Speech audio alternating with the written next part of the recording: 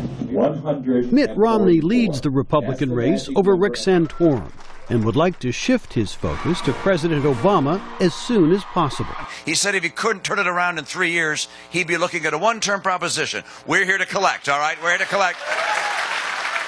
The Republican race has turned into a drawn-out slog for delegates, and it's likely to go on indefinitely, something experts say should help the president.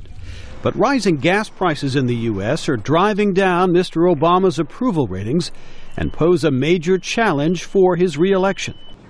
Outside the White House, tourists from around the country worry about soaring prices, but they differ on who's to blame. They're a little high right now, being I drove all the way up here, so it's hit me in the pocketbook a little bit. But I would think as president, there's something he could do. I mean, it's got to be something he could do to help with the gas. I do think it's a lot of things with Iran and Israel. Everyone's like, oh, speculating over there. I don't think President Obama has anything personally to do with it. President Obama says Republicans are using the gas issue to launch political attacks. There's no silver bullet. Anybody who tells you otherwise isn't really looking for a solution. They're trying to ride the political wave of the moment. The negative tone of the Republican primary battle could work to Mr. Obama's advantage, says Quinnipiac pollster Peter Brown. It probably helps the president that Gingrich and Romney and now Santorum and Romney have spent a lot of time buying television commercials that are unflattering about their opponents.